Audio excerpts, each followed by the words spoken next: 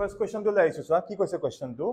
2 point charges মানে দুটা আমাক পইণ্ট চাৰ্জ দিয়া হৈ আছে এটা Q1 আৰু এটা কি Q2 এটা কোৱেশ্চনটো অকমান কনফিউজ কৰিবৰ কাৰণে সাধাৰণতে কি হয় Q1 টো আগত দিয়ে Q1 টো পিছত Q2 পিছত দিয়ে বা দিয়া তেনেকে মানে অলপ বেলেগকে দি দিলে সো প্ৰথম আমাক Q2 দিয়া হৈ আছে কিমান 3 * 10 to the power 6 আৰু লগতে আমাক কি দিয়া হৈ আছে Q1 ও দিয়া হৈ আছে এইটো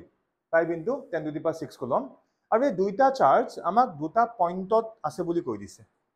দুটা পইণ্ট আছে হল সেই দুটা পইণ্টত এই Q1 আৰু Q2 চাৰ্জ আছে এটা পইণ্ট কিটা আমাক এই ভ্যালু কিছুমান দিয়া আছে দেখা পাইছানে ধৰিলো এইটো এটা পইণ্ট আৰু কি এইটো এটা পইণ্ট এটা ব্ৰ্যাকেটত যে দি দিলে এই যে 3 5 1 আৰু এফালে কি 1 3 2 এইটা কি বুজাই আছে হা সেই পইণ্ট দুটাৰ কোঅৰ্ডিনেটস আমি যে কওঁ এটা পইণ্টৰ কি x কোঅৰ্ডিনেট y কোঅৰ্ডিনেট যদি আমি 2D সিস্টেমত কৰো কোঅৰ্ডিনেট কি দুটা x আৰু y যদি কি হৈ যায় 3D ত কৰো কোঅৰ্ডিনেট কেটা হ'ব তিনটা হ'ব x y z মানে এটো এটা 3D কোঅৰ্ডিনেট সিস্টেম দিয়া আছে মানে এনেকে বুজি লোৱা ধৰি লোৱা যোনটো আমাৰ Q2 যোনটো চাৰ্জ Q2 চাৰ্জটো ধৰি লোৱা এই পইণ্টত আছে yes আৰু Q1 যোনটো চাৰ্জ হেতু ক'ত আছে সেকেন্ড পইণ্টত আছে যেহেতু আমাৰ প্ৰথমতে Q2 দিয়া হৈ আছে সেইকাৰণে Q2 ইয়াত আছে বুলি ধৰিম আৰু Q1 টো এই সেকেন্ড পইণ্টত আমি আছে বুলি ধৰিলো হল আৰু লগতে আমাক এতিয়া কৈছে যে নেক্সট আমি কি কৰিম এই ফোৰ্স কেটা উলিয়াব লাগে যে F12 আৰু কি F21 মানে এটো চাবলৈ গলে এটা ভেক্টৰিকেল কনসেপ্টৰ কোৱেশ্চন হল সো এনেকুৱা ধৰণৰ যেতিয়া আমি কোৱেশ্চন পাম ফাৰ্স্ট আমি ডায়াগ্ৰামটো আঁকিবই লাগিব সো ইয়াত x y z তিনটা কোঅৰ্ডিনেটস আছে সো আমি ইয়াত কি কৰো এই গোটেই কেইটা কোঅৰ্ডিনেটস এবাৰ দেখুৱাই দিছো সাপোজ এটো হৈ গল আমাৰ x এক্সিস এফালে সাপোজ এটো কি y এক্সিস আৰু এনেকে সৰুকে এটো মই কি আঁকিছো z এক্সিস আৰু এই পইণ্টটোক মই কি দেখুৱাম অৰিজিন ঠিক আছে এতিয়া আমিটো পইণ্ট দুটা লব লাগিব কাৰণ এটা দুইটা পইণ্টৰ কোঅৰ্ডিনেট দি থোৱা আছে এতিয়া এই যোনটো পইণ্ট এই পইণ্টটোক সাপোজ মই a বুলি ধৰি লৈছো আৰু এই পইণ্টটোক মই কি b বুলি ধৰি লৈছো এতিয়া মই পইণ্ট কিটা ইয়াত মই দেখুৱাব লাগিব এতিয়া মই এক্সাক্ট কোঅৰ্ডিনেটছৰ মই জোখ নলওঁ মই ৰেন্ডমলি দেখুৱাম হল সাপোজ ধৰি লোৱা এইখিনিতে এটো সাপোজ আমাৰ পইণ্ট a লেটস এজিউম আৰু এটো ধৰিছো আমাৰ কি this is suppose point b এটো আমি এজিউম কৰি লৈছো হল আৰু এতিয়া কোৱেশ্চনটো মতে a পইণ্টত কোনটো চাৰ্জ আছে Q2 চাৰ্জ আছে সো a পইণ্টত সাপোজ কি আছে Q2 চাৰ্জ আছে আৰু Q2 চাৰ্জ যোনটো পইণ্টত ৰাখিছো a পইণ্টৰ কোঅৰ্ডিনেটস কিমান 3, 5, 1 মাৰ এইখিনি বস্তু ইয়াত মেনশন কৰি নিদিলেও হ'ব যেটো কোৱেশ্চনটো আছে কাৰণ বেছি কৰিলে আকৌ ডায়াগ্ৰামটো বহুত বেছি কমপ্লেক্স হৈ যাবগে ঠিক আছে আৰু নেক্সট আমাৰ যোনটো b পইণ্ট হল আৰু b পইণ্টত কি আছে Q1 চাৰ্জ আছে বুলি মই ধৰি লৈছো b পইণ্টত কি আছে Q1 চাৰ্জ হৈ গল মানে ইয়াত এটা চাৰ্জ আছে ইয়াত এটা চাৰ্জ আছে এতিয়া আমাক উলিয়াব দিছে কি ফোৰ্স কেটা সো এটা হল F1 আৰু এটা হল কি সৰি এটা হল F12 ভেক্টৰ এটা কি F21 ভেক্টৰ এতিয়া আমি যেতিয়া এনেকুৱা এটা কোঅৰ্ডিনেট সিস্টেম আমি দেখিম নেক্সট আমি লগতে কি কৰিব লাগিব চোৱা আমি ইয়াৰ পজিশন ভেক্টৰ কি আঁকি ল'ব লাগিব মানে ফাৰ্স্ট এতিয়া কি কৰিম O পইণ্টৰ পৰা A পইণ্ট আমি জয়েন কৰিম সো OA ভেক্টৰ সো এইটো এটা হৈ গল আমাৰ পজিশন ভেক্টৰ যাক মই কি নাম দিম R1 ভেক্টৰ আৰু নেক্সট সিমিলাৰলি মই O পৰা B জয়েন কৰি দেখুৱাম আৰু এই যোনটো পজিশন ভেক্টৰ ইয়াক মই কি বুলি কম R2 ভেক্টৰ বুলি কম ক্লিয়াৰ হল এতিয়া আমি R1 আৰু R2 কিয় উলিয়াব লগিয়া হল অলপ ভালকে তোমালোকে বুজি ল'ব লাগিব চোৱা এটা কথাটো হল স্যাৰ এটা চাৰ্জ হল এটো আৰু এটা চাৰ্জ কি এটো এতিয়া আমি ফোৰ্স যে উলিয়াম ফোৰ্স সদায় কাৰ উলিয়াম এক্সিস্টিং চাৰ্জ কিটা মাজত উলিয়াম মানে চাবলৈ গলে আমাক a b মাজৰ ডিসটেন্সটো লাগিছিল yes or no yes আমাক a b মাজৰ সেপাৰেশনটো লাগে a আৰু b পইণ্টৰ মাজৰ আমাক ডিসটেন্সটো লাগে তেনে হলে R1 R2 কি উলিয়াব লগিয়া হল এটা কথাটো হৈছে R1 R2 উলিয়াই লৈহে মই a b উলিয়াব পাৰিম এতিয়া ডায়াগ্ৰামটো অলপমান আৰু বেছি ভাল ক্লিয়াৰ হ'ব মোক যে কৈছে F12 ভেক্টৰ আৰু F21 ভেক্টৰ উলিয়াব লাগে এতিয়া আমি চাম যে F12 ভেক্টৰ কোনটো এটা F12 মানে আমি এনেকৈ ক'ব পাৰো যে force on Q1 due to what এই F12 ভেক্টৰ মানে আমি এনেকৈ এজিউম কৰিম যে force on Q1 due to what Q2 মানে Q2 ৰ কাৰণে Q1 এ পোৱা ফোৰ্স এটা এটো পজিটিভ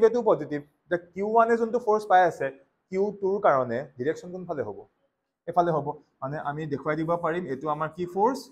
F কি 12 ফোৰ্স মানে force on Q1 due to what Q2 তো এটা আমাক এটো উলিয়াব দিছে নেক্সট আমাক কি উলিয়াব দিছে F21 ভেক্টৰ মানে force on Q2 due to what due to Q1 আৰু এইটো কোনফালে যাব এনেকৈ যাব এইটো মই নাম কি দিছোঁ মই ওপৰত লিখি দিছোঁ F1 F21 ভেক্টৰ ক্লিয়াৰ হ'ল চবৰে বুজি পাইছা আৰু একো ইয়ালৈকে ইছ্যু নাই কিয়া ডাউট নাই ওকে এতিয়া আমি এই ভ্যালু দুটা মানে এই দুটা ফোৰ্সৰ আমি ভ্যালু উলিয়াম কিন্তু কথাটো হ'ল ভ্যালু বুলি ক'লে ভুল কোৱা হ'ব ভেক্টৰিকেলি কৈছেনে নাই মানে আমি উইথ ডাইৰেকশন উলিয়াব লাগিব আমাক যদি কৈ দিলেহেঁতেন ফোৰ্স কিটা ম্যাগনিটিউড উলিওৱা তেতিয়া কথাটো বেলেগ বাট আমাক ভেক্টৰিকেলি উলিয়াব দিছে এতিয়া সেই ভেক্টৰিকেলি উলিয়াব যাওঁতে ফাৰ্স্ট আমি এক্সট্ৰা কিছুমান বস্তু আমি জানি ল'ব লাগিব এতিয়া আমি যিমানখিনি বস্তু কৰিলো তাৰ পৰা মই এটা বস্তু ক'ব পাৰিম এই যদি মোক কোনোবাই সোধে যে R1 ভেক্টৰটো কিমান হ'ব আমি ক'ব পাৰিম নে কিমান এই R1 যোনটো ভেক্টৰ R1 টো কি পজিশন ভেক্টৰ R1 টো হ'ল পজিশন ভেক্টৰ কাৰ A পইণ্টৰ কাৰ ৰেসপেক্টত অৰিজিনৰ ৰেসপেক্টত R2 কি another পজিশন ভেক্টৰ কাৰ B পইণ্টৰ কাৰ ৰেসপেক্টত অৰিজিনৰ ৰেসপেক্টত এতিয়া R1 ৰ কিবা ভ্যালু আমি পাম নেকি সো আমি ইয়াক এটা জেনাৰেল ৱেত লিখি দিওঁ যে R1 can be written as মই তাক সিম্পল ৱাক মই বুজাম বাৰু যে x1 into I cap plus y1 into what j cap plus z1 into কি k cap মানে এই যোনটো a পইণ্ট ইয়াত যোনটো 3 আছে এটো মানে কি x1 3x হল x1 5 টো কি y1 আৰু 1 টো কি z1 তেনেকে এটো কি x2 3 টো কি y2 2 টো কি z2 দুটা বেলেগ বেলেগ পইণ্ট আমি এই বস্তু পাই গলো এতিয়া আমি ডাইৰেক্টলি r1 ৰ কাৰণে আমি ইয়াৰ ভ্যালুটো পাই যাম x1 কিমান 3 মানে কি হৈ যাব 3 into I cap plus 5 into কি j cap plus 7 sorry z1 কি 1 মানে কি I cap মানে তুমি কাৰ ভ্যালু পাই গলো r1 পজিশন ভেক্টৰটো পাই গলো হল ঠিক তেনেদৰে আমি r2 কাৰণেও পাৰিম সো কি হ'ব r2 will be equals to x2 into I cap y2 into j cap আৰু কি z2 into k cap মই ডাইৰেক্টলি লিখি দিও বিকজ আমি ভ্যালু কিটা পাইছো আছে ইয়াত r2 হৈ যাব 1 3 2 আছে ন so I cap plus 3 into j cap plus 2 into what k cap so আমি এই দুটা ভ্যালু আমি পাই গলো yes যদি মই f21 ভেক্টৰক চাও f21 ফোৰ্সটোক চাও f21 ৰ ডাইৰেকশনটো কোন ফালে আছে এইফালে হল সো ইয়াৰ সৈতে মিলাব গলে মই r21 লিখিম আৰু f12 ৰ সৈতে মিলাব গলে মই কি লিখিম r12 লিখিম এতে আমি সিকোয়েন্সটো মিলাম বুলি কৈছিলো এতিয়া এটো কি f12 ডাইৰেকশন এফালে আছে সো এটোৰ লগত যদি মই ভেক্টৰটো মিলাবলৈ যাও তেনে হলে মই এনেকৈ লিখিব পাৰিম চোৱাচোন এখিনিতে এই a বিগ ভেক্টৰ হিচাপে লৈ এটোক মই r12 ভেক্টৰ বুলি কৈ দিব পাৰিম যদি মই ইয়াৰ লগত মিলাব যাও f21 ৰ লগত তেতিয়া মই ভেক্টৰটো কেনেকৈ দেখাম এফালে দেখাম কিন্তু মই যিকোনো এটা ধৰিছো কিয় মই যিকোনো এটা ধৰিছো ভালদৰে মন কৰা মই পিছলৈকে মুছি দিম বাৰু চোৱা মই যদি কওঁ r12 ভেক্টৰ ইয়াৰ ম্যাগনিটিউডটো will be equals to what r21 vector এই দুইটাৰ ম্যাগনিটিউড সেম হয় নে নহয় হয় মই জোখটো ইয়াৰ পৰা ইয়ালে লৈছো 1 ৰ পৰা 2 লে লৈছো বা 2 ৰ পৰা 1 লে লৈছো ultimately length to কি same so this equals to ultimately length to মই ab বুলি ক'ব পাৰিম নে নহয় হল সেই কাৰণে বলে স্যাৰ আপুনি এটোক r12 কিয় ক'লে মই r21 ক'ব পাৰিম নে ডেফিনেটলি পাৰিবা যিকোনো এটা কৰিলে হল বিকজ দুইটাৰ ম্যাগনিটিউডটো কি হৈ যাব সেম হৈ যাব হল এটো মই বুজিবৰ কাৰণে লিখি দিছো বাকি মই ডেৰিভেশনটো কৰিম বাৰু এতিয়া হৈছে ওকে এতিয়া আমি r1 r2 পালো হল এতিয়া এই আগৰ যিবিলাক আমাৰ কুলম্বছ ল আছিল কুলম্বছ লগত মই কৈছিলো এই ইয়াত আমি যদি ট্ৰায়াঙ্গুলাৰ কনসেপ্ট ইউজ কৰি দিও হল এটা ট্ৰায়াঙ্গল হৈ আছে নে নাই তে ট্ৰায়াঙ্গুলাৰ কনসেপ্টৰ মতে ভেক্টৰ এডিশন যোন দুটা ভেক্টৰ এড কৰিম সেম অৰ্ডাৰত থাকিব হল ইয়াত সেম অৰ্ডাৰত কোন দুটা ভেক্টৰ আছে r1 আৰু r12 ভেক্টৰ আৰু এটো কি অপোজিট অৰ্ডাৰ মানে ৰিজাল্টেন্ট কোনটো হৈ গল এটো মানে আমি কি লিখিব পাৰিম r2 vector will be equals to r1 vector plus r12 vector মানে এনেকৈ লিখিব পাৰিম যে r1 vector plus r কি 12 vector কাৰণ a2 আৰু a2 সেম অৰ্ডাৰত আছে এড কৰিছো আৰু ইয়াৰ এডিশনটো কি হৈ যাব r2 vector হল আৰু from this equation আমি এনেকুৱা এটা ফৰ্মুলা নাপালনে চোৱাচোন যে r12 vector will be equals to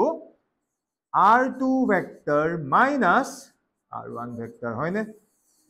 clear হৈছে হ'ল সবৰে ওকে এতিয়া আমি ইমানখিনি কৰি নেদেখাও আমি কি কৰিম ইয়াত এনেকৈ আৰম্ভ কৰিম যে we know কি লিখিম যে r12 vector will be equals to কি হৈ যাব r2 ভেক্টৰ মাইনাছ কি r1 ভেক্টৰ এতিয়াতো কেনেকৈ পালো মই এইমাত্ৰ বুজাই দিছিলোঁ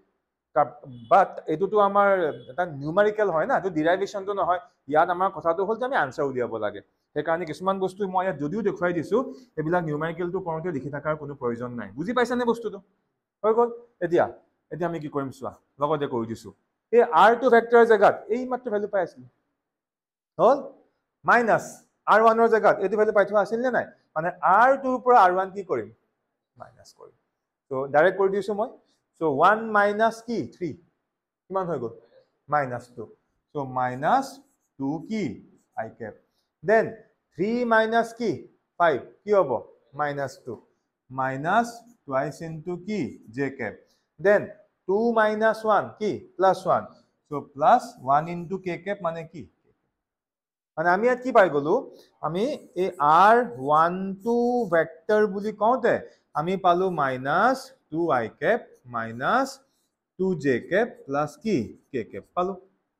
কিন্তু মই এতিয়া উলিয়াব গৈ আছো ভালদৰে মন কৰা এই যোনটো r12 ভেক্টৰ এই যে মই পালো ইয়াত r12 ভেক্টৰ মই ইয়াৰ ম্যাগনিটিউড উলিয়াব গৈ আছো কাৰণ মোক আলটিমেটলি লাগে কি এই চাৰ্জ দুটা যোন দুটা পইণ্টত আছে ইহঁতৰ মাজৰ সেপাৰেশনটোহে লাগে সো ইয়াৰ ম্যাগনিটিউড উলিয়াম এইটো হ'ব জানো নহব ম্যাগনিটিউড কেনেকৈ উলিয়াই আমি সবেই জানো এইবিলাক আমি ভেক্টৰত পঢ়ি আহিছো কেনেকৈ উলিয়াই ম্যাগনিটিউড মনত আছে নে ৰুট ওভাৰ বুলি এটা ফৰ্মুলা আছিল যে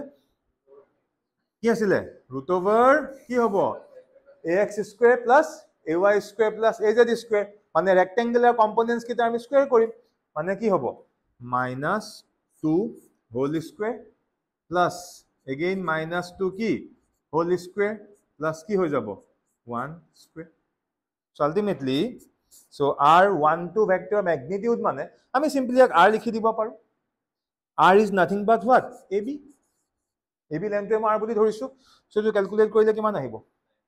সো 4 + 4 + 1 কি √9 মানে কি আহি গল 3 ক্লিয়াৰ হ'ল নে আৰু সব মিটাৰত আছে নাই চোৱা মিটাৰত আছে এটো কি হৈ গল 3 মিটাৰ এতিয়া আমি ফোৰ্স উলিয়া আমাক যোনটো ফোৰ্স উলিয়াব দিছে আমাক দুটা বস্তু উলিয়াব দিছে কি f12 ভেক্টৰ আৰু কি f21 ভেক্টৰ এটা ফাৰ্স্ট আমি কি উলিয়াম সাপোজ ফাৰ্স্ট আমি উলিয়াব গৈ আছো কি নাও f12 ভেক্টৰ উলিয়াব গৈ আছো আমি এইবিলাক আগতে কৰি আছো ডাইৰেক্ট ফৰ্মুলা আমি ইউজ কৰিম ফৰ্মুলা কি আছিল 1/4 pi epsilon naught into magnitude of the charge কিটাৰ মানে magnitude of product মানে কি হৈ গল q1 q2 divided by distance তো কিমান আমি সিকোয়েন্স মিলাবলৈ r1 টো কৈছিল একেই কথা ভাই r1 টো কোৱা r কোৱা বা ab কোৱা কথাটো একেটাই এতিয়া বাৰু মই এটো r1 টোৱে লিখি দিছো একো আপত্তি নাই কি r12 স্কয়াৰ ইনটু কি হ'ব r12 cap yes or no sequence same আছিল আৰু আমি জানো r12 কোৱা r কোৱা আলটিমেটলি কি ভ্যালু কিমান 3 এতিয়া আমি ভ্যালু পুট কৰিম মানে f12 vector will be equals to so ইয়াৰ জায়গা কি হৈ যাব 9 into 10 to the power 9 into q1 q2 আছে q1 কিমান 5 into 10 to the power 6 q2 কিমান 3 into 10 to the power কি 6 divided by r1 to মানে কিমান 3 হয় নে নহয় সো 3 স্কয়াৰ কিমান হৈ গল 9 এটা মই কাম কৰো 3 স্কয়াৰ না সো 3 into 3 এ ৰাখি দিম হল আৰু এফালে এটো কি আছে r12 cap যেনেকৈ আছে আমি তেনেকৈ ৰাখি দিছো ক্লিয়াৰ হৈছে নে এখিনিলৈকে সবৰে এটা কি কিবা কি ক্যান্সেল যাব না a3 লগত a3 ক্যান্সেল গল a3 লগত কি হৈ গল এতিয়া আমি ইয়াৰ পৰা আমি এতিয়া f12 ভেক্টৰ কিমান পামগে বাৰু সো কিমান এটো 5 into 3 সো কিমান 15 into 10 to the power কিমান হ'ব সো এফালে 6 plus 6 কিমান 12 plus 9 so 10 to the power 21 আৰু এফালে আমাৰ কি আছে r12 cap টো কিন্তু আছে দেই r12 cap টো এতিয়ালৈকে আছে এতিয়া বহুতে কি কৰিব আনসাৰটো ইয়াতে এৰি থৈ গুচি আহিব বাট নহয় R12 কেপৰ আমি ভ্যালু উলিয়াই দেখুৱাব লাগিব R12 কেপৰ ভ্যালু উলিয়াই দেখুৱাব লাগিব কেনেকে দেখুৱাম সি আমি যে ফাৰ্স্ট ইয়াৰত যে আমি ভেক্টৰ পঢ়িছিলো ক্লাস 11ত তেতিয়া ভেক্টৰ পঢ়োতে আমি জানিছিলো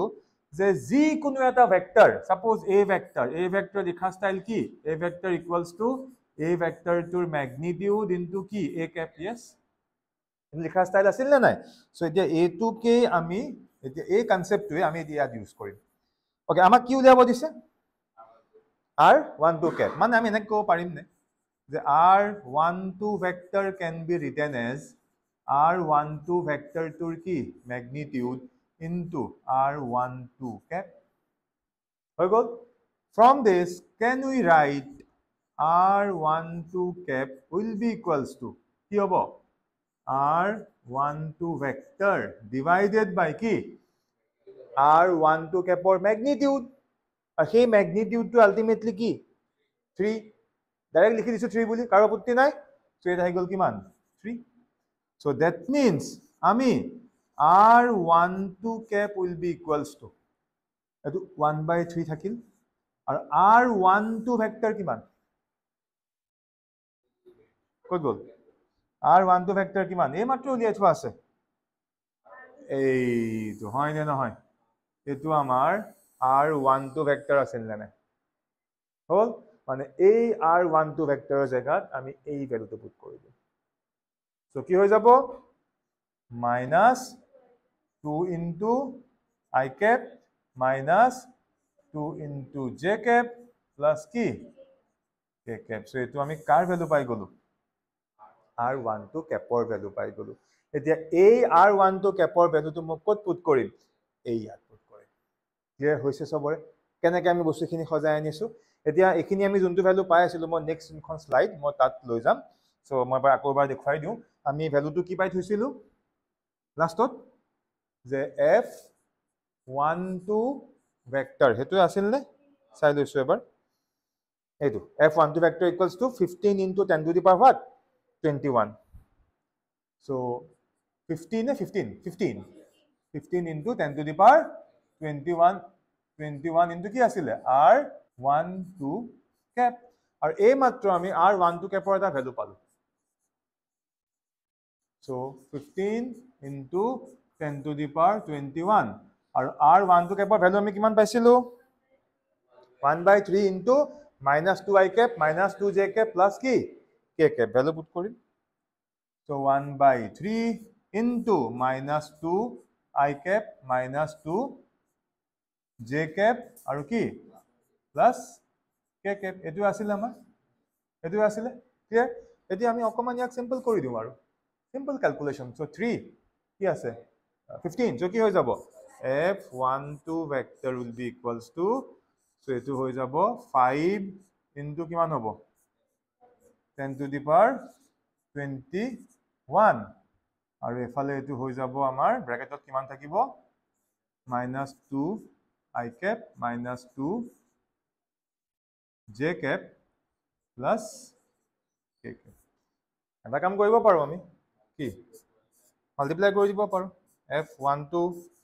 factor will be equal to 5 দি কৰিলে কিমান হ'ব -10 I cap minus 10 কি j cap plus 5 k cap bracket Dilu into what 10 to the power 21 এটো নিউটন এতিয়া আমি কুলম্বস ল পঢ়োতে এটা বস্তু পাইছিলো না যে কুলম্বস ল কি নিউটনস থাৰ্ড ল মানি চলে মন পৰিছে নে কুলম্বস ল নিউটনস থাৰ্ড ল মানি চলে মানে কি ফোৰ্স কেটা কি ইকুয়াল আৰু কি অপোজিট আই সিম্পল ফান্ডা যদি a equals to minus b হয় that means b equals to minus a যদি আমি এটো ভাবে পাই গলো না নাই সো ইয়াৰ পৰা আমি এক্সট্ৰা কে f21 কৰি নেদেখুৱালে হ'ব আমি সিম্পলি লিখি দিম এখিনলৈকে কৰাৰ পিছত যে now we know কি f21 vector will be equals to কি হ'ব minus of f12 vector so that means f21 vector equals to minus sign টো থাকিবই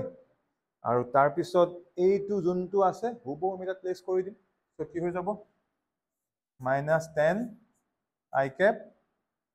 minus 10 j cap plus 5 k cap into 10 to the power 21 ইচ্ছা কৰিলে এটা step কৰি দিব পাৰা এই মাইনাসটো ভিতৰত মাল্টিপ্লাই কৰি দিলে গুটেকিটা it becomes what positive মানে 10 I cap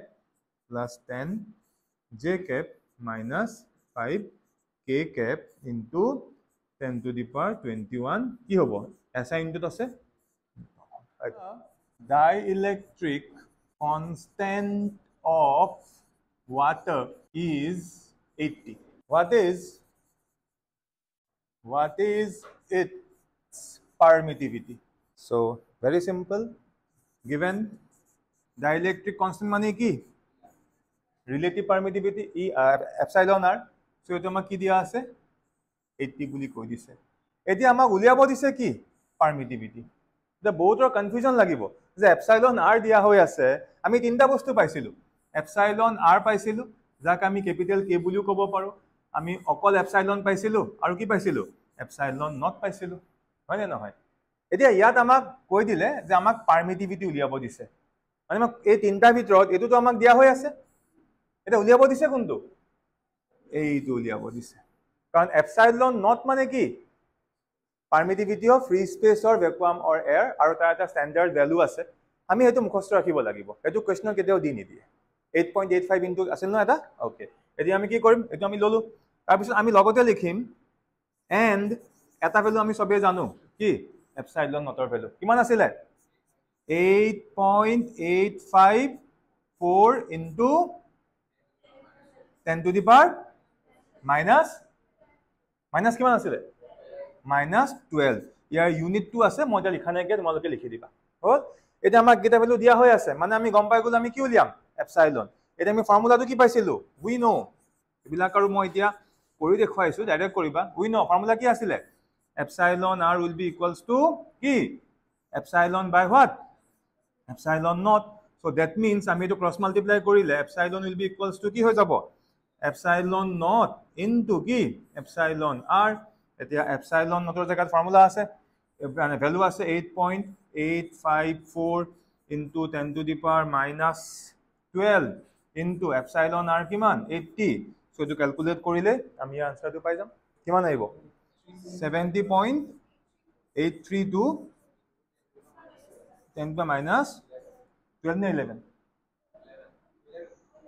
10 to minus 11 এটো কৰি চাবা মানে মই ইয়াত এবিলাক কৰিছোৱা নাই কাৰণ এবিলাক মই তোমালোকলৈ ৰিছো খালি মই জাস্ট কেনেকৈ কৰিম এটো মই দেখুৱাই দিছো একদম সিম্পল কোৱেশ্চন ক্লিয়াৰ হ'ল এতিয়া আমি কোৱেশ্চন এটা পাওঁ ফাৰ্স্ট আমি কোৱেশ্চনটো পঢ়িম আৰু কোৱেশ্চনটো পঢ়ি আমি কোৱেশ্চনটোৰ পৰা মই কৈছিলো ফাৰ্স্ট আমি আইডিয়া কৰিম যে ডায়াগ্ৰামৰ ৰিকুৱাৰমেন্ট আছে নেকি হ'ল যদি দেখিছো ডায়াগ্ৰামৰ এছ সাচ ইমান ৰিকুৱাৰমেন্ট নাই আমি আইডিয়া কৰিব পাৰিম তেনেহলে নেক্সট আমি চাম যে গিভেন ভ্যালু কি কি দি থোৱা আছে এটা মোৰ মতে কোৱেশ্চনটো ডায়াগ্ৰামটো যে আঁকিবই লাগিব তান কোনো কথা ৰুল নাই কিয়া কাৰণ এটো ভেক্টৰৰ কোনো কথা নাই সেইকাৰণে আমি ফাৰ্স্ট ট্ৰাই কৰিম আগতে কোৱেশ্চনটো বুজি ল'ব লাগিব বুজাৰ পিছত বা কোনোবা যদি বুজি পোৱা নাই ফাৰ্স্ট খদাই কি কৰিবা কি কি গিভেন ভ্যালুজ আছে এখিনি ট্ৰাই কৰিবা ফাইন্ড আউট কৰিবলৈ যদি আমি কোৱেশ্চনটো পঢ়ি চাওঁ ইয়াত ফাৰ্স্ট আমি চাম যে কি কি ভ্যালু আমাক দি থোৱা আছে ফাৰ্স্ট অফ অল এটা আমাক পিচ বল দিছে পিচ বল মানে এটা জাম্প কৰি থাকা যে তেনেকুৱা পিং পং বল বিলাক আৰু পিচ বল বুলি কয় এই বলটো মাছ দিয়া হৈ আছে সো মাছ দিয়া আছে সো মাছ কিমান দিয়া আছে 8 গ্ৰাম আমি কিছুমান কাম লগতে কৰি যাব লাগিব আমি গ্রাম মানে সিজিএস আমি এক এসাইড লৈ যাম সো লগতে আমি কনভার্ট কৰিম কি হ'ব এটো 8 into 10 to the power minus 3 so 10 to the power minus 3 এটো কেজিত গুছি গল ঠিক আছে তাৰ পিছত এই যোনটো আমাৰ এ বল এটো মই এ বলটোৰ কথা কৈ আছো দেই এটো কাৰ কথা কৈ থাকা হৈছে এ বলটোৰ নেক্সট এ বলটো চাৰ্জ দিয়া হৈ আছে বলটোৰ চাৰ্জ কিমান আছে দি থোৱা আছে মানে এ বলৰ যোনটো চাৰ্জ ইয়াক আমি সাপোজ কিউ এ বুলি কৈছো সো চাৰ্জ আমাক দি দিছে কিমান দি দিছে 5 into 10 to the power কিমান minus 8 কুলম আমাক চাৰ্জ দি দিছে আৰু লগত কিবা এটা ডিসটেন্স আমাক দিয়া আছে হয়নে ডিসটেন্সটো কিমান বুলি কৈছে কিবা এটা r আমাক দিয়া আছে কিমান 5 সেন্টিমিটাৰ এটো আমি এসাইড লৈ যাম সো 5 সেন্টিমিটাৰ আমি কত লৈ যাম মিটাৰ মানে কি হ'ব 5 into 10 to the power minus 2 metre মানে আমাক যোন কিটা ভ্যালু দিয়া হৈ আছিল সো ভ্যালু কিটা আমাক একিটা দিয়া হৈ আছে এটা ডায়াগ্ৰামটো কম্পালসৰি নহলেও আমি অলপ আইডিয়া কৰিব লাগিব দুটা বল আছে এটা কোৱেশ্চনটো পঢ়ি আমি গম পাইছো কোনটো বল ওপৰত আছে কোনটো বল তলত আছে কোনটো ওপৰত আছে এই বলটো ওপৰত আছে so suppose this is ball a এটো আমাৰ a ball আৰু b বলটো ক'ত আছে b বলটো আছে তলত b বলটো তলত আছে বুলি কৈছে আৰু এই যে আমাক ডিসটেন্স r দিছে r টো একচুয়ালি কাৰ ডিসটেন্স a আৰু b এই দুটা বলৰ মাজৰ ডিসটেন্স এতিয়া চাৰ্জ ইয়াতো আছে আৰু ইয়াতো আছে ইয়াত থকা চাৰ্জটো কিমান বুলি কৈছে qa আৰু ইয়াত থকা চাৰ্জ মই কি qb বুলি ধৰিছো এতিয়া যদি ইয়াতো চাৰ্জ আছে ইয়াতো চাৰ্জ আছে আমি জানো যি কোনো দুটা চাৰ্জৰ মাজত সদায় আমি এটা ফোৰ্স পাম এতিয়া কথাটো হ'ল আমাক কোৱেশ্চনটোত সুধিছে যে সেকেন্ড বলটো যোনটো চাৰ্জ আছে তাৰ নেচাৰটো উলিয়াব দিছে আমি কোৱেশ্চনটো পঢ়িলে গম পাম a free pitch ball a of mass 8 gram carry a charge 5 into 10 to the minus 8 coulomb what must be the nature and magnitude of charge that should be given to a second pitch ball b মানে এই second যোনটো pitch ball b ইয়াত যিনখিনি charge আছে চাৰ্জৰ নেচাৰটো সুধিছে মানে ইয়াত থকা চাৰ্জখিনি positive হ'ব মানে qb পজিটিভ হ'ব নে নেগেটিভ হ'ব হেতু সুধিছে লগতে সুধিছে qb চাৰ্জ কিমান আছে এটা প্ৰথম কথা এটো চাৰ্জ কিমান 5 into 10 to the power minus 8 আগত মাইনাস সাইন নাই মানে আমি এটো প্লাস ধৰিব লাগিব মানে আমি এটা কথা গম পাই গলো qb চাৰ্জটো কি পজিটিভ এতিয়া কথাটো হ'ল যদি qb চাৰ্জটো নেগেটিভ হয় তেনে হলে এহত দুটাৰ মাজত কি আহিব অ্যাট্ৰাকটিভ ফোৰ্স আহিব কিন্তু ইয়াত এটা কথা স্ট্ৰিক্টলি কৈ দিছে স্পেশালি কৈ দিছে যে এই বলটো ইয়াত ৰখাৰ লগে লগে ইয়াৰটো চাৰ্জ আছে এই বলটো ইয়াত ৰখাৰ লগে লগে মানে চাৰ্জটো ইয়াত ৰখাৰ লগে লগে ওপৰৰ যোনটো বল হি কিন্তু তললে আহা নাই কিয়া হি একে জায়গাত ৰখি গল কোৱেশ্চনটো যে ইয়াত এই বলটো প্লেস কৰাৰ লগে লগে ওপৰৰ বলটো কিন্তু কি হি তললে আহা নাই ওপৰৰ বলটো কি একে জায়গাত ৰখি গল মানে এই তলৰ বলটোৱে ওপৰৰ বলটোক এটা কি দিব ৰিপালসিভ ফোৰ্স দিব মানে এই চাৰ্জটো কি হ'ব লাগিব পজিটিভ হ'বই লাগিব মানে আমি এটা কোৱেশ্চনটো এটা পাৰ্টটো আমি আনসাৰ পাই গলো যে qb কি হ'ব লাগিব পজিটিভ এতিয়া কথাটো হ'ল যে qb এজ এ qa এটা ৰিপালসিভ ফোৰ্স দিছে এতিয়া এই বলটো এটা ওয়েট আছিল নে নাই যি কোনো বডিৰ মাস আছে মানে তাৰ কি আছে ওয়েট আছে এতিয়া ইয়াৰ ওয়েটটো কোনে ব্যালেন্স কৰি দিলে এই দুটা চাৰ্জৰ মাজৰ যোনটো ৰিপালসিভ ফোৰ্স সেই ফোৰ্সটোৱে মানে ব্যালেন্স কৰি দিলে মানে ফাৰ্স্ট আমি এটা কি কৰিম এই দুটা চাৰ্জৰ মাজৰ যোনটো ইলেক্ট্ৰোস্ট্যাটিক ফোৰ্স আমি হেতু উলিয়াই লম যোনটো আমি কুলম্বস লৰ পৰা জানো ফৰ্মুলা কি এপ্লাই হ'ব যে F equals to কি 1/4 pi epsilon naught product of the charges এবাৰ লিখিয়ে দিও qa qb divided by কি হৈ গল r square হৈছে so now F will be equals to ইয়াৰ জায়গাত কি আহিব 9 into 10 to the power 9 কিয় আমি এসাইড কৰি আছো আৰু এই কাৰণে সব ভ্যালু আমি কোড কনভাৰ্ট কৰি লৈছো এসাইড কৰি লৈছো সো qa কিমান qa 5 into 10 to the power minus 8 into qb আমি গম পাও জানো না পাও r আমি পাই আছো কিমান 5 সেন্টিমিটার মিটাৰত লৈ গুছি গলো 5 into 10 to the power minus 2 whole কি এখিনলৈকে সবৰে হৈছে নেক্সট আমি কি কৰিম এতিয়া এই যোনটো ফোৰ্স এই ফোৰ্সটো আলটিমেটলি এই ইয়াৰ ওয়েটটো নহব জানো কাৰণ এৰ এটা ওয়েট আছে এই বলটোৰ এটা ওয়েট আছে ওয়েটৰ কাৰণে এই বলটো তললে আহি আছে বাট বি কানি ইয়াত দিয়াৰ লগে লগে এ তললে আহিব পৰা নাই এ একে জায়গাত ৰখি আছে এ একে জায়গাত কেতিয়া ৰখি থাকিব যেতিয়া এ ওপৰত এফালে যিমান ফোৰ্স থাকিব সেম ফোৰ্স যেতিয়া ওপৰলে থাকিব তেতিয়া একে জায়গাত ৰখি যাব সিম্পল কথা মই ৰখি আছো মোক কোনোবা এফালে টানি আছে হল মই কোনফালে যাম এফালে যাম এতিয়া ইমাজিন কৰা মই ইয়াত ৰখি আছো মোক এটা ষ্টুডেন্টে এফালে টানি আছে 5 নিউটন ফোৰ্স দি আৰু একেটা সময়তে মোক আৰু এটা ষ্টুডেন্টে এফালে টানি আছে কিউ 5 নিউটন ফোর্স দি আছে মানে এফালেও 5 নিউটন ফোর্স এফালেও 5 নিউটন ফোর্স মই কোনফালে যাম মই একে জায়গাত থাকিম কিয় মোৰ ওপৰত নেট ফোর্সটো 0 সো এক্সাক্টলি সেম কথা এই বলটো ইয়াত আছে এই বলৰ মাস আছে মানে এ কি আছে ওয়েট আছে সো ওয়েটটো কোনফালে আছে তললে এটা বি বলটো নাথাকা হলে এই বলটো সিধা তললে পৰি গলেতেন তেতিয়া মই এই বলটো ইয়াত এৰি দিম বাট বি বলটো ইয়াত দিয়াৰ লগে লগে বি পজিটিভ চাৰ্জ আছে এ পজিটিভ বি পজিটিভ চাৰ্জে এক কি কৰিব ৰিপালসিভ ফোৰ্স এটা ওপৰলে দিছে মানে এই বলটো ইয়াত আছে তো ওয়েট তাৰ ওয়েট পৰিছে তললে বাট বি এ দিয়া যোনটো আমাৰ ফোৰ্স এ কোনফালে পাই আছে ওপৰলে পাই আছে আৰু দুইটা ফোৰ্স ইকুৱেল হ'ব সেই কাৰণে মই এই এফৰ জায়গাত এই যোনটো ইলেক্ট্ৰোস্ট্যাটিক ফোৰ্স এই এফৰ জায়গাত মই কি লিখিব পাৰিম এতিয়া mg লিখিব পাৰিম সেই এই ফোৰ্সটো আলটিমেটলি কি ওয়েট হৈছে আৰু বাকি এফালে এটো জি আছে হুবহু থাকিল মানে মই এবাৰ হেৰিকে লিখি দিওঁ আৰু এইটো কি হ'ব স্কুৱেৰ কৰি দিলে কি হৈ যাব 25 ইনটু 10 টু দি পাৱাৰ কি -4 আৰু এফালে এইটো 9 into 10 to the power 9 into 5 into 10 to the power -8 into কি হৈ গ'ল কিউব হৈ গ'ল ঠিক আছে এতিয়া পিছৰ ষ্টেপটো মই ইয়াতে কৰি দেখুৱাইছো হা হল এতিয়া এই এমৰ জায়গাত এম আমাক দি থোৱা আছে এই এমৰ জায়গাত আমি এম পাই আছো এম কিমান দি থোৱা আছে 8 গ্ৰাম হল এতিয়া 8 গ্ৰামটো আমি so 8 into what 10 to the power -3 into G G মানে কি এক্সেলাৰেশন ডিউ টু গ্ৰেভিটি আমি সবেই জানো জি ভ্যালু কিমান 9.8 কোনোবা ইচ্ছা কৰিলে 10 ল'ব পাৰি কাৰণ 9.8 টো আমি সাধাৰণতে 10 বুলি কেতিয়াবা এজিউম কৰি লওঁ ঠিক আছে আমি 10 ধৰি লৈছো কোনো আপত্তি নাই আমাৰ ইজি হ'ব ক্যালকুলেশনটো বাকি এফালে হুবহু জি আছে আমি আকৌ এবাৰ লিখি দিছো so 25 into 10 to the power -4 then 9 into 10 to the power 9 into 5 into 10 to the power -8 into qb clear হলনে যদি আমি এতিয়া এই ইকুৱেশনটো ভাল দৰে চাও এই ইকুৱেশনটো এই যদি আমি গুটেই ইকুৱেশনটো এতিয়া ভাল দৰে চাও এই গুটেই ইকুৱেশনটোত আননোন কি আছে বাৰু qb হল আননোন কি আছে অকল qb মানে আৰামত আমি ইকুৱেশনটোৰ পৰা কি পাই যাম qb পাই যাম আৰু হেতুটো আমাৰ কোৱেশ্চনটো আছিল হয় না নহয় কি কৈছে যে কত গল what must be the nature to কি হৈ গল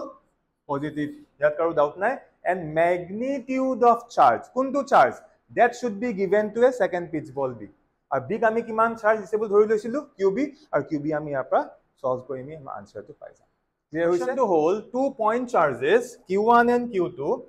are placed closer to each other in air what must be the nature of force এই দুটাৰ মাজৰ ফোৰ্সৰ নেচাৰটো কেনেকুৱা হ'ব কন্ডিশনটো হল এক নম্বৰ যদি এই কন্ডিশনটো হয় আৰু দুই নম্বৰ যদি এই কন্ডিশনটো হয় আৰু এটো 1 মাৰ্কৰ কোৱেশ্চন এটো প্ৰিভিয়াস ইয়াৰ কোৱেশ্চনত আহিছে এটা হিন্ট দিছো হিন্টটো হল এই যে লিখা আছে q1 into q2 greater than 0 ইয়াকে আমি এনেকৈ ভাবিব নোৱাৰো নে ইয়াৰ মিনিংটো হল q1 into q2 greater than 0 means positive 0 के डाঙৰ মানে কি positive q1 q2 less than 0 means q1 q2 less than 0 q1 into q2 মানে কি হ'ব এটো নেগেটিভ q1 into q2 মানে দুটা বস্তু মাল্টিপ্লাই কৰা হৈছে আৰু ইয়াতো q1 into q2 means কি দুটা মাল্টিপ্লাই কৰা হৈছে সো কি হ'ব মই এতিয়া প্ৰথমটো লাইছো ইয়াত কোৱা হৈছে যে q1 আৰু q2 এই দুটাক যেতিয়া মই মাল্টিপ্লাই কৰিম মানে দুইটা চাৰ্জক যেতিয়া মই মাল্টিপ্লাই কৰিম নটা মাল্টিপ্লিকেশনটো সদায় পজিটিভ হ'ব হল আৰু ইয়াত কি হ'ব লাগিব নেগেটিভ এটো কেতিয়া হ'ব সো আমি এনেকৈ ভাবিব নোৱাৰো নে ইয়াৰ ক্ষেত্ৰত এটোৰ ক্ষেত্ৰত আমি সদায় ফোৰ্সটো কি পাম এই যোনটো কন্ডিশন দিয়া হৈ আছে ইয়াত আমি সদায় ৰিপালসিভ পাম I will explain আৰু ইয়াৰ ক্ষেত্ৰত আমি সদায় কি পাম attractive পাম মানে এই কন্ডিশনটোত ফোর্স আমি সদায় রিপালসিভে আহিব I will go for the মানে explanation আৰু ইয়াৰ ক্ষেত্ৰত সদায় ফোৰ্সটো কি আহিব ৰিপালসিভ মানে ইয়াৰ ক্ষেত্ৰত সদায় attractive আহিব কেনেকে সি এই কন্ডিশনটো satisfy হ'বলে we have only two option যে হয় q1 positive and q2 কি পজিটিভ ভালকে বুজিলা আৰু সেকেন্ডটো হল হয় q1 কি নেগেটিভ and q2 কি নেগেটিভ ভালকে পইণ্টটো বুজিলা দেই যদি q1 পজিটিভ হয় আৰু q2 পজিটিভ হয় সো q1 ও positive q2 positive so positive positive সদায় কি হ'ব পজিটিভে হ'ব মানে এই কন্ডিশনটো স্যাটিসফাই হ'ল নে বা যদি q1 নেগেটিভ আৰু q2 নেগেটিভ হয় so negative negative becomes what positive মানে এই কন্ডিশনটো হ'ব পৰা that means q1 q2 multiply কৰিলে পজিটিভ পোৱা বা q1 q2 মাল্টিপ্লাই কৰিলে পজিটিভ মানে কি গ্ৰেটাৰ দেন 0 পাবৰ কাৰণে আমাৰ চাৰ্জ কিটাৰ কম্বিনেশন এটোই হ'ব লাগিব এতিয়া যদি q1 ও পজিটিভ q2 ও পজিটিভ আমাৰ ফোৰ্সটো কি হৈ গল ৰিপালসিভ ফোৰ্স যদি q1 ও নেগেটিভ আৰু q2 ও নেগেটিভ তেতিয়া আমাৰ ফোৰ্সটো কি হৈ গল ৰিপালসিভ ফোৰ্স মানে এই কেসটোৰ কাৰণে আমাৰ ফোৰ্সটো সদায় কি হ'ব ৰিপালসিভ ক্লিয়াৰ হৈছে এতিয়া এটোৰ কাৰণে কি হ'ব অ্যাট্ৰাক্টিভ কেনেকে ইয়াত কি কোৱা হৈছে q1 আৰু q2 মাল্টিপ্লাই কৰাৰ পাছত এটো সদায় কি হ'ব নিগেটিভ হ'ব মিন্স q1 আৰু q2 মাল্টিপ্লাই কৰাৰ পাছত সদায় 0 কে কি হ'ব সৰু হ'ব আৰু এটো আমি কেতিয়া পাম we have only two option হয় q1 কি হ'ব লাগিব পজিটিভ and q2 কি হ'ব লাগিব নিগেটিভ or হয় q1 কি হ'ব negative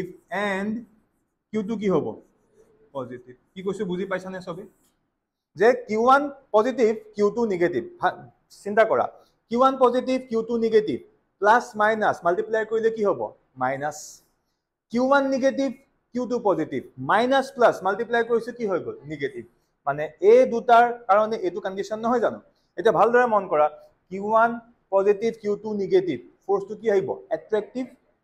q1 negative q2 positive ফোৰ্সটো কি আহিব অ্যাট্ৰাক্টিভ মানে ইয়াৰ কাৰণে আমি সদায় কি পাম অ্যাট্ৰাক্টিভ আৰু এটো কাৰণে আমি সদায় কি পাম ৰিপালসিভ ক্লিয়াৰ হৈছে সো ইয়াত আনসাৰত এবিলাক কৰি দিব নালাগে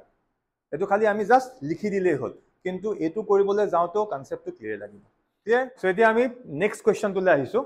কোৱেশ্চনটো কি কৈছে চাই লোৱা two identical sphere A and what B having charge what 6.5 into 10 to the power minus 7 coulomb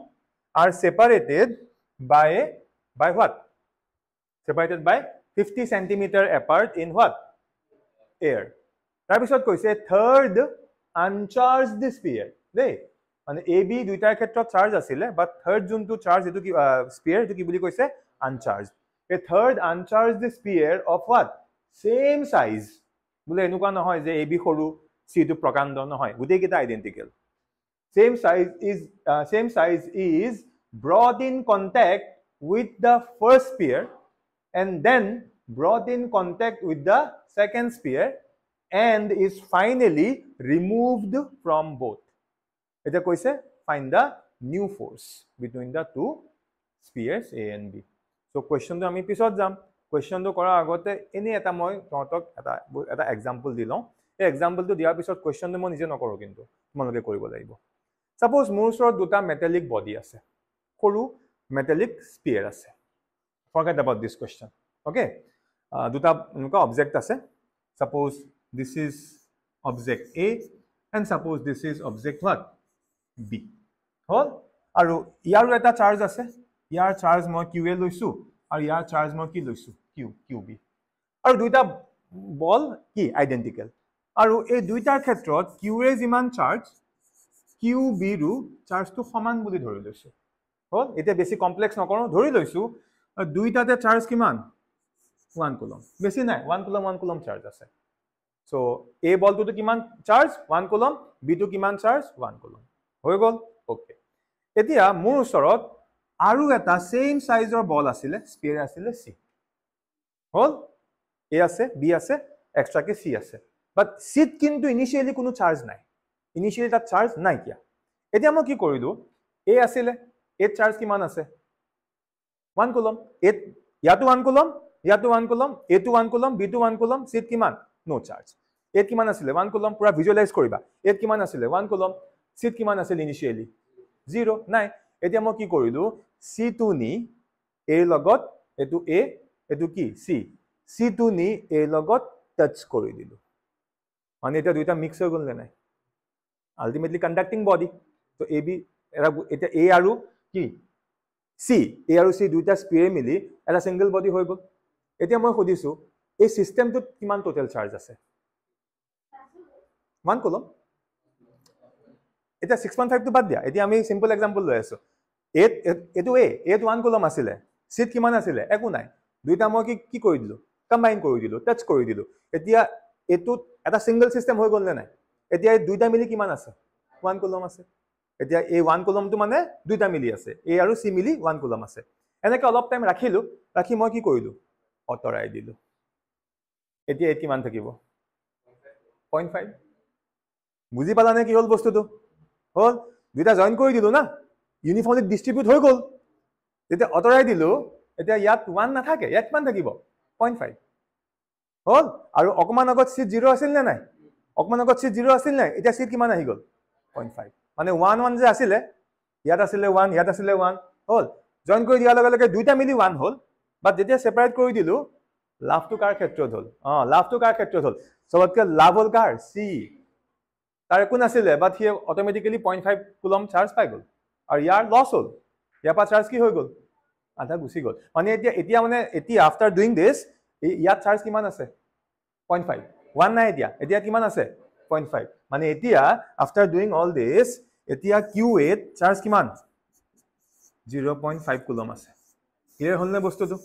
হল তাৰ পিছত মই কি কৰিলো সিক এনেকে লগালো লৈ আনিলো এতিয়া সিট কিমান আছে 0.5 বাট ইনিশিয়ালি সিট কিমান আছিল 0 এতিয়া সিট কিমান আছে 0.5 এফালে বি আছে নে নাই বিট কিমান আছে বিট এতিয়ালৈকে 1 এ আছে বিট এতিয়ালৈকে কিমান আছে 1 এ আছে হল এতিয়া মই কি কৰিলো এই সি টো নি কি বি লগত জয়েন কৰি দিলো এতিয়া বিসি সিস্টেমটো কিমান হৈ গল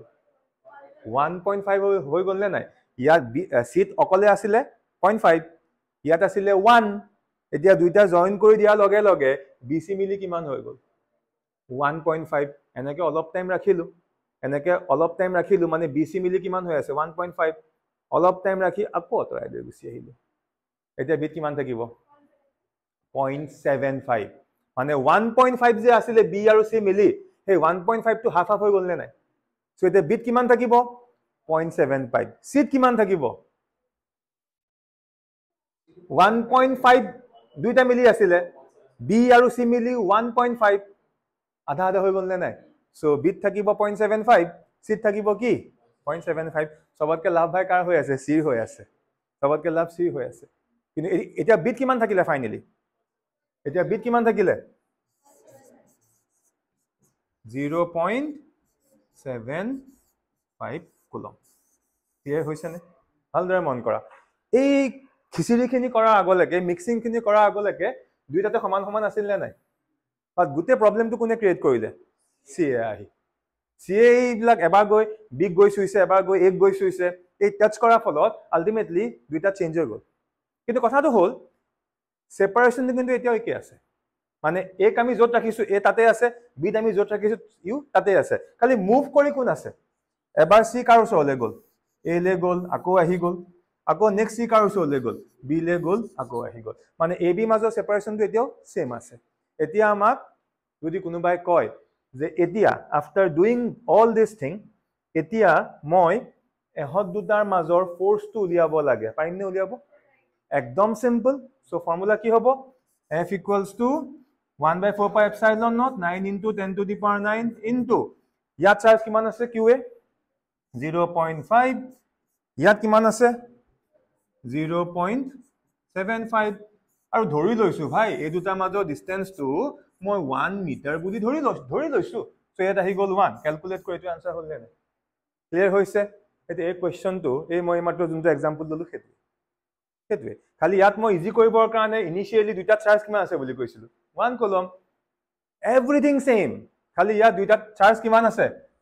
এইটো আই থিংক এটো সবে নিজে কৰিব পাৰিব ট্ৰাই সো এটো কোৱেশ্চনত কি কৈছে এ চাৰ্জড স্ফেৰিকেল কণ্ডাক্টৰ না স্ফেৰিকেল কণ্ডাক্টৰ এটা আছে has a surface density মন কৰিবা এই যে surface density বুলি কৈছে মানে এই কি বুজাইছে আমি তিন টাইপৰ কৈছিলো না lambda sigma আৰু কি rho lambda কি আছিল linear charge density sigma কি আছিল surface charge density rho কি আছিল volume charge density এতিয়া বাৰে বাৰে সেই surface charge density নকৈ যদি আমাক surface density বুলিও কয় যে আমি কি বুজিম যে এটো আমাক কি দিয়া হৈ আছে sigma দিয়া হৈ আছে আমাক কোৱেশ্চনটোত sigma ভ্যালু দিয়া হৈ আছে হল আৰু sigma ভ্যালু কিমান দিছে ইনিশিয়ালি 0.7 কুলম পাৰ মিটাৰ স্কয়াৰ যদি কেতিয়াবা ডাউট লাগে ন যে এটো কোনটো ডেনসিটি দিয়া হৈ আছে ডাউট লাগাটো স্বাভাৱিক তেতিয়া ইউনিটটো চাবা কেতিয়াবা কিছুমান বস্তু ইউনিট চালেও গম পোৱা যায় যে ইউনিটটো কি আছে কুলম পাৰ মিটাৰ কিউব নাই মিটাৰ স্কয়াৰ আছে মানে এটো কি হ'ব সারফেস চার্জ ডেনসিটি হ'ব যদি ইয়াত কিউব থাকিলে হেতেন তেতিয়া আমি কি রো লিখিলো হেতেন সো কেতিয়াবা কিছুমান বস্তু হয় এক্সামত এটা কৰি থাকা হবকে ক্লিক নকৰিব পাৰে তেতিয়া আমি ইয়াটো চাই দিম ইউনিটটো চাই দিম তাৰপা আমাৰ মাইন্ডত ধুনীয়াকৈ গুছি আহিব আমাক এটো বস্তু দিয়া হৈ আছে আমি পাই গলো তাৰ পিছত কৈছে when its charge is increased by yes মানে ইনিশিয়ালি যিমানখিনি চাৰ্জ আছিল এতিয়া আমি ইয়াতে এজিউম কৰি লম যে let যোনটো আমাৰ ইনিশিয়াল চাৰ্জ ওকে ইনিশিয়াল চাৰ্জটো আমি কি কিউ বুলি ধৰি লৈছো যে initially Q amount of charge আছিলে হল এতিয়া কৈছে when its charge is increased by মন কৰিবা increase by বুলি কৈছে এতিয়া এটা ট্ৰিক শিকাই দিম দুটা ওয়াৰ্ড মন ৰাখিবা increase by increase to increase by বুলি ক'লে কি হ'ব increase to বুলি ক'লে কি হ'ব সো increase by মানে কিমান amount বাহিল increase to means after increment কিমান হল মানে এনেকে বুজিলো ধৰি লোৱা মোৰ হাতত ৰাতিপুৱা কোনোবা মৰ্নিং এটাত suppose I have 100 rupees in my purse ইভিনিংত আহি যেতিয়া মই মোৰ পাৰ্সটো চেক কৰিলো তে দেখা পোৱা গ'ল মোৰ পাৰ্সত 150 rupees আছে ইনিশিয়ালি আছিল 100 টকা বাট at the end of the day মোৰ পাৰ্সত কিমান টকা আহি গ'ল 150 টকা 150 rupees এতিয়া মই এনেকে কম যে my amount of money increased to 150 মানে আসলে কিমান 100 so my amount of money increased to what 150 বা যদি মই বাই লগাই পেলা কোন এটা কি ক'ব লাগিব my amount of money increased by 50 rupees clear হৈছে বস্তুটো increase to বুলি ক'লে যে ফাইনালি কিমান collection hall increase to increase to মানে ফাইনালি আউটপুটটো বুজাব আৰু increase by বুলি কৈ দিলে কি বুজিম যে কিমান এমাউন্ট বাঢ়িছে এতিয়া কি বুলি কৈছে increase to কৈছে increase by কৈছে increase by মানে ইনিশিয়ালি চাৰ্জ যিমান আছিল ইনিশিয়ালি চাৰ্জ কিমান আছিল q তে q লগত মই কিমান এড কৰি দিলো 0.44 কুলম হল আৰু হিমানখিনি চাৰ্জ এড কৰোতে আমাৰ যোনটো চাৰ্জ ডেন্সিটি কে চাৰ্জ ডেন্সিটিটো চেঞ্জ হৈ গ'ল মানে আমি ধৰি লৈছো ইনিশিয়ালি আমাৰ কি এটা আমাৰ ইনিশিয়ালি কিবা এটা চাৰ্জ ডেন্সিটি আছিল আৰু ইনিশিয়ালি ধৰা কোনো প্ৰয়োজন নাই ইনিশিয়াল যোনটো চাৰ্জ ডেন্সিটি হেতু আমাক দিয়া হৈ আছে মানে ইনিশিয়াল যোনটো চাৰ্জ ডেন্সিটি যাক আমি rho suppose I বুলি কৈছো rho I কিয় rho I মানে initial so initial charge density আমাক কিমান দিয়া আছে 0.7 কুলম পাৰ মিটাৰ স্কয়াৰ আমাক দিয়া আছে এটো ইনিশিয়াল ক্লিয়াৰ হৈছে আৰু তাৰ পিছত ক'লে ইনিশিয়ালি চাৰ্জ আছিল কিউ এটা ইনিশিয়ালি যিমান চাৰ্জ আছিল তাৰ লগত যেতিয়া মই ইমানখিনি এমাউন্ট অফ চাৰ্জ এড কৰি দিলো এড কৰি দিয়াৰ লগে লগে মোৰ নতুন যোনটো চাৰ্জ ডেন্সিটি বা ফাইনাল যোনটো চাৰ্জ ডেন্সিটি এটো হৈ গ'ল এতিয়া মোক কৈছে যে আমি দুটা বস্তু উলিয়াব লাগে এক নম্বৰ আমাৰ যোনটো স্পিয়াৰটোৰ কি ৰেডিয়াছ উলিয়াম আৰু দুই নম্বৰ যে ইনিশিয়ালি কিমান চাৰ্জ আছিল মানে what is the value of Q আমি উলিয়াম হল এতিয়া আমি এটা বেসিক ফৰ্মুলা আমি সবেই জানো ফৰ্মুলাটো কি যে sigma will be equals to কি আছিল চাৰ্জ ডিভাইডেড বাই কি এৰিয়া সাৰফেস এৰিয়া বাট এতিয়া আমি এৰিয়াটো কি ফ্ল্যাট এৰিয়া লোৱা নাই স্ফেৰিকেল শেপ লৈছো তো কি হৈ যাব এটো হৈ যাব চাৰ্জ কিমান কিউ ডিভাইডেড বাই এৰিয়া কিমান হৈ যাব 4 পাই কি r স্কয়াৰ সো আমি এই ফৰ্মুলাটো আমি ইউজ কৰিম এতিয়া আমাৰ দুটা কন্ডিশন আছে সো অ্যাকৰ্ডিং টু কন্ডিশন নাম্বাৰ 1 আমাৰ যোনটো ইনিশিয়াল চাৰ্জ ডেন্সিটি আছিল হেতু কিমান আছিল yes মানে আমি এনেকৈ লিখিম ইনিশিয়াল কন্ডিশনৰ মতে qi will be equals to formula কি হ'ব ইনিশিয়াল চাৰ্জ কিমান q ডিভাইডেড বাই এৰিয়া কিমান 4 পাই r স্কয়াৰ আমি স্পিয়াৰটো চেঞ্জ হোৱা নাই স্পিয়াৰ একেটাই আছে এটো আমি পাই গলো বেসিক কন্ডিশন এতিয়া এই সিগমা i জাগাত ইনিশিয়ালি চাৰ্জ ডেন্সিটি কিমান দিয়া আছে 0.7 will be equals to q divided by কি 4 pi r square ইয়াক দি থৈছো মই equation number 1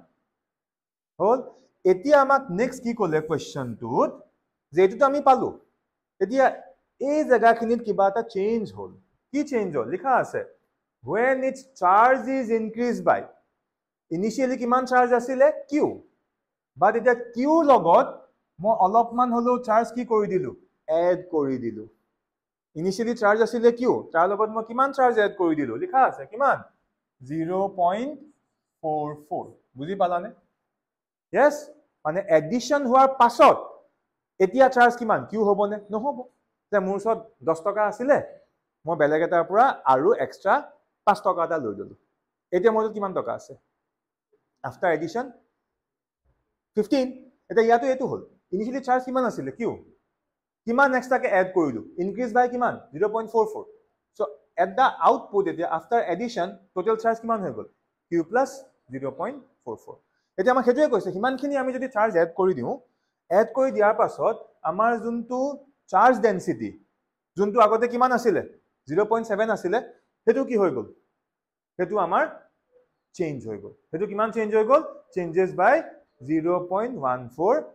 coulomb per metre square the সেই কন্ডিশনটো আমি কেনেকৈ লিখিম ডাইৰেক্টলি লিখিছো কি হৈ যাব ইনিশিয়ালি আছিলে ইমান তাৰ লগত ইমানখিনি চেঞ্জ হৈ গল নে নাই তো নতুনটো কিমান হ'ব এতিয়া কোৱা এটো সেকেন্ড কন্ডিশনটোৰ মতে কি হ'ব ক'ব পাৰিবানে 0.7 প্লাস ইয়াৰ লগত কিমান এড কৰিলো 0.14 এটো হৈ গল নতুন যোনটো charge density yes will be equals to charge কিমান এড হৈছিলে নিউ চাৰ্জ কিমান এতিয়া আফটাৰ দিস কন্ডিশন চাৰ্জটো কিমান হ'ব ইয়াৰ লগত এটো এড হৈ গল মানে q plus 0.44 whole divided by যোনটো আমাৰ spherical shape টো আছে সেম আছে সো কি হৈ যাব 4 pi into r square আৰু এটো সাপোজ মই দিছো ইকুৱেচন নম্বৰ 2 হল সো আমাৰটো দুটা ইকুৱেচন আছে yes এতিয়া এই ইকুৱেচন দুটা আমি সলভ কৰিম আৰু ইয়াৰ পৰা আমি আনসাৰটো পাই যাম এটো কেনেকৈ সলভ কৰিম মই হেতু কৈ দিছো দুটা ইকুৱেচন আহিল না নাই এতিয়া আমি যিকোনো এটা ইকুৱেচনৰ পৰা বেলেগ এটা ইকুৱেচন আমি হেৰি কৰি ৰেশিও উলিয়াই দিম আমি সিম্পলি ইকুৱেচন 2 ডিভাইডেড বাই কি কৰিম ইকুৱেচন 1 কৰিম ইকুৱেচন 2 বাই ইকুৱেচন 1 এটো কৰিলে কি হ'ব এফালে ওপৰত কিমান থাকিব 0.7 plus 0.14 whole divided by 0.7 will be equals to এতিয়া এফালে ভালদৰে মন কৰাচোন এই 4 pi r square সেই 4 pi square cancel যাব cancel গৈ কি থাকিব এতিয়া 1/2 কৰি আছো sorry 2/1 কৰি আছো so q plus 0.44 whole divided by কি q হল এতিয়া আমি এটো সলভ কৰিব পাৰিম so one complete equation and only one unknown so to cross multiply কৰি finally আমি ইয়াৰ পৰা q ৰ ভ্যালুটো উলিয়াই দিব পাৰিম আনসাৰটো আহিব 2.2 কুলম আইছে কোৱেশ্চনটো এতিয়া শেষ হোৱা নাই আমি ইয়াত q পাই গলো এতিয়া আমাক লগতে কি খুদিছে চাৰ্জটো খুদিছে লগতে কি খুদিছে ৰেডিয়াস কিমান হে স্পিয়াৰটো ৰেডিয়াস কিমান একদম সিম্পল এই আমি q যোনটো ভ্যালু পালো এই q ভ্যালুটো আমি সিম্পলি এতিয়া আমাৰটো দুইটা অপচন আছে ইকুৱেচন 2 টো পুট কৰিব পাৰো ইকুৱেচন 1 টো পুট কৰিব পাৰো কিন্তু আমি জানি বুজি কিয় আমি কমপ্লেক্স কৰো কোড পুট কৰিলে ইজি হ'ব ইকুৱেচন 1 সো এই q ভ্যালুটো আমি কি কৰিম এই যোনটো আমাৰ ইকুৱেচন 1 আছে আমি এই ইকুৱেচন 1 ৰ q ভ্যালু পুট কৰিম q ভ্যালু কিমান পালো 2.2 ফেৰ কিমান আহিব 2.2 এটা ভালকে চোৱাচোন কি কৰিম আমি নেক্সট 0.7 ইয়াত আছে দেন q জাগা কি হৈ যাব 2.2 4 into পাই গলো কিমান 3.14 into কি r square মানে ফার্স্ট আমি ইয়াৰ পৰা কাৰ ভ্যালু পাম r square ৰ আমি এটা ভ্যালু পাই যাম হল আৰু এবাৰ r square পোৱা মানে তাৰ আমি স্কয়াৰ ৰুট লৈ লম সো ফাইনালি আমাৰ যোনটো ইয়াত আনসাৰ মিন্স ৰেডিয়াস আহিব এটো আহিব 0.5 মিটাৰ হয়তো এপ্ৰক্স আহিব পাৰে কথা নাই কিন্তু ইয়াত যোনটো ৰেডিয়াস আহিছে কিমান আহিব 0.5 আহিব আমি কোৱেশ্চনটো আৰম্ভ কৰিছো 64 drops of radius 0.02 meter and each carrying a charge of what 5 microcoulomb মানে ইমাজিন কৰিলো মোৰ হাতত সৰু খুৰা কিমানটা ড্ৰপ আছে 65 টা ড্ৰপ আছে কোনটো মেটেৰিয়েল পানী নে স্যাৰ বেলেগ কিবা বেলেগ কনসাৰ্ন নহয় মানে সৰু খুৰা 64 টা ড্ৰপ আছে প্ৰত্যেকটো ড্ৰপত each drop has charge কিমান 5 microcoulomb আৰু আমি পঢ়ি গম পাইছো কোৱেশ্চনটোৰ মতে গুটে কিটা কি হ'ব আইডেন্টিক্যাল হ'ব এনেকুৱা নহয় যে এটা ড্ৰপ ডাঙৰ এটা ড্ৰপ কি সৰু আমি আইডেন্টিক্যাল ড্ৰপ লৈছো 64 টা আৰু প্ৰত্যেকটো আমাক ৰেডিয়াস দিয়া আছে কিমান 0.02 মিটাৰ হল এতিয়া তাৰ পিছত আমি পঢ়ি গম পালো কোৱেশ্চনটো পঢ়িলে আমি গম পাম ইয়াত মানে এই 64 টা ড্ৰপ লাষ্টলে কি কম্বাইন হৈ গৈছে সৰু খুৰা 64 টা ড্ৰপ কি কম্বাইন হৈ গৈছে সো কম্বাইন হৈ কি কৰিব এটা ডাঙৰ ড্ৰপ এটা বনাব yes এতিয়া আমি আহো কোৱেশ্চনটো কি কোৱা হৈছে চোৱা 64 drops of radius 0.02 meter and each carrying a charge of 5 microcoulomb are combined to form a what? Bigger drop. Clear? Eta ami ki uliabo lage? Find the ratio of the what? Surface densities. Hoda shortcut mari. Surface densities means what? Surface charge density. So surface densities of the smaller drop to the bigger drop. Mane ami dhori loisu je rho s hoi gol smaller drop tur karone aru sorry rho nohoy sigma s hoi gol for smaller drop aru sigma b hoi gol for what? Bigger drop. Ami eha dutak amak ki lage? Ratio tu lage. ঠিক আছে এতিয়া আমি কেনেকৈ আৰম্ভ কৰিম কোৱেশ্চনটো চোৱা যে for the small drop আমি প্ৰথম small dropৰ কাৰণে কনসিডাৰ কৰিম আৰু কিমান দিয়া আছে ইন্ডিভিজুৱেলি চাৰ্জ আমাক 5 মাইক্ৰকুলম ডাইৰেক্ট আমি লিখি দিম 5 * 10 to the power -6 কুলম আৰু এটা ড্ৰপৰ ৰেডিয়াস কিমান দিয়া হৈ আছে 0.02 metre So direct meter this no need to change. Hol etia first moi small drop to karone ki uliam surface charge density uliam mane ami sigma s uliam direct formula apply korim the sigma s will becomes what charge sigma mane charge by area charge kiman q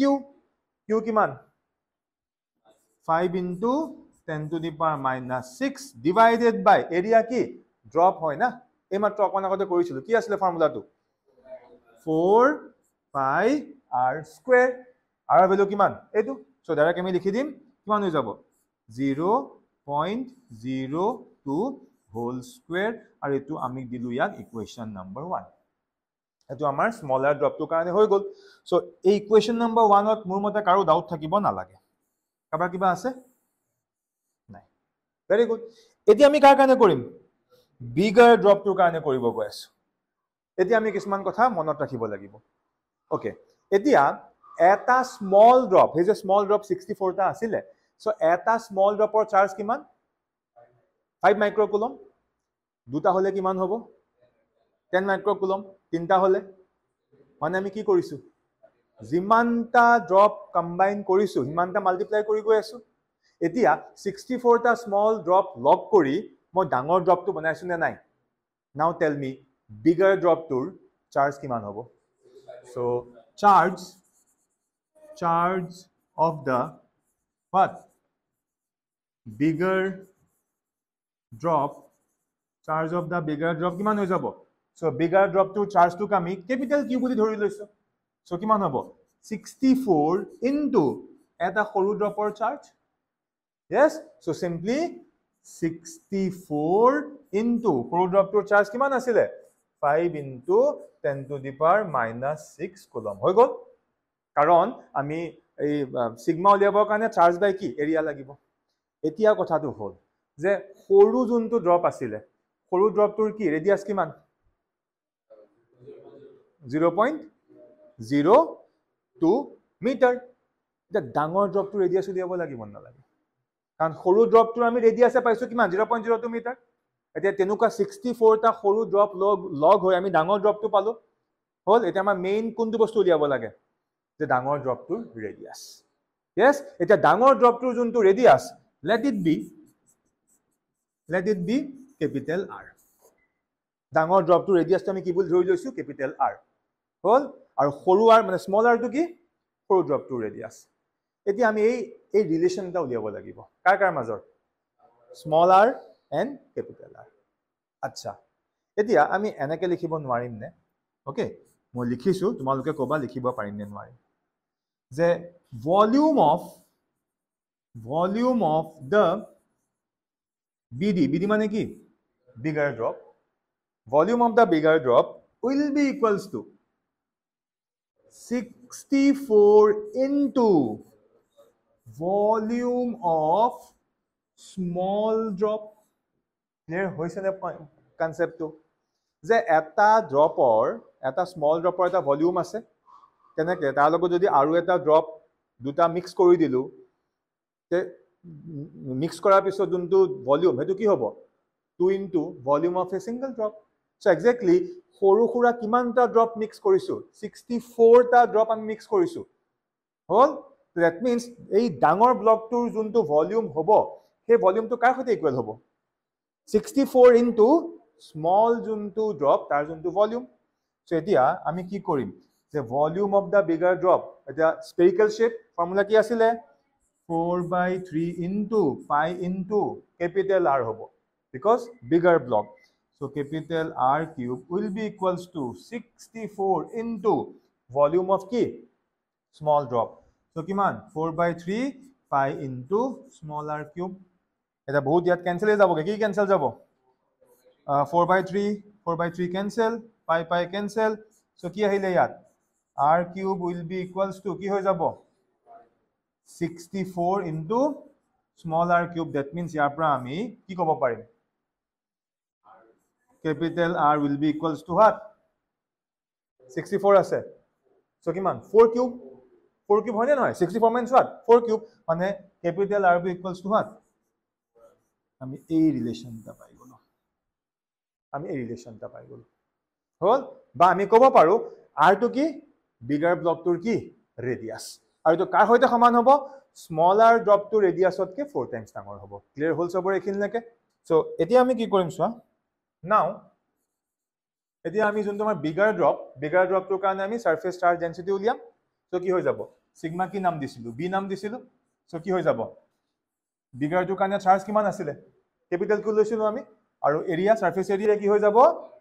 4 pi into capital R square এতিয়া আমি কি কৰিম ইয়াৰ পৰা QB will be equals to এটা capital Q জায়গা কি আহিব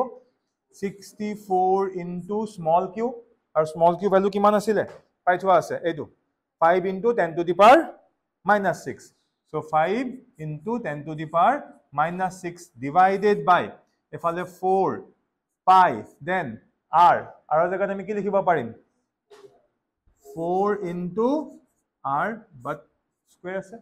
হৈ গল এতিয়া এটুক আমি দি দিম কি ইকুৱেশ্যন নম্বৰ 2 হল যেনেকৈ আমি ইয়াত কি পাইছিলো ইকুৱেশ্যন নম্বৰ 1 পাইছিল না নাই সো এতিয়া আমি ইন দা সেম ওয়ে আমি ইয়াত পাই গলো এটো আমাৰ ইকুৱেশ্যন নম্বৰ 2 আমাক এতিয়া ৰেশিও উলিয়াব দিছে না নাই সিম্পল এতিয়া আমি কি কৰিম এতিয়া আমি ইকুৱেশ্যন 1 ডিভাইডেড বাই ইকুৱেশ্যন 2 কৰি দিম এই ইকুৱেশ্যন 1/2 কৰিলে এফালে আছে sigma small by sigma B will be equals to তেতিয়া আমি ৰেশিও লম উল্টা হৈ যাব গোটেই বস্তুটো মানে এটা আমি ইকুৱেশ্যন 1 টো চাই লম এবাৰ এটো আছিল 5 into 10 to the power minus 6 ঠিক আছে সো এটো আহি গল 5 into 10 to the power minus 6 divided by কি আছিল 4 pi into r square হল এটা কাম কৰো r square বুলি মই লিখি দিও নেকি তেতিয়া ক্যালকুলেট কৰিবলৈ সুবিধা হ'ব স্কয়াৰ ইনটু মানে ৰেশিও হৈছে বাট ইনটু কৰিছো কি উল্টা হৈ যাব সো উল্টা হলে কি হ'ব ইয়াত 4 pi সো এটো আহি যাব কিমান 4 স্কয়াৰ হলে কিমান হ'ব 16 আৰু এফালে কি থাকিব r স্কয়াৰ ডিভাইডেড বাই 64 ইনটু এফালে আহি যাব 5 into 10 to the power minus 6 so এনেকৈ কৰাৰ কাৰণে আমাৰ ক্যালকুলেশনটো ইজি হৈ গ'ল এতিয়া আমাৰ যিবিলাক সিমিলাৰ টাৰ্মছ আছে আমি ক্যান্সেল মাৰিম সো কি ক্যান্সেল যাব 4 pi cancel r square cancel then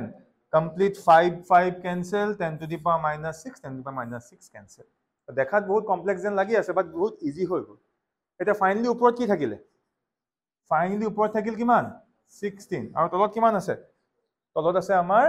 64 so এটো কিমান হৈ গ'ল হল এটো আলটিমেটলি কি 1/4 সো আমি ফাইনালি পাই গলো যে sigma s by sigma b will be equals to 1/4 and this is my answer clear hoise so dekhato question bahut tan lagi asile কিন্তু আমি তাক ইমান ধুনিয়াকে সজাই আনিলো যে এফালে গৈ সব ক্যান্সেল গৈ আমাৰ আনসাৰটো আৰমত ওলাই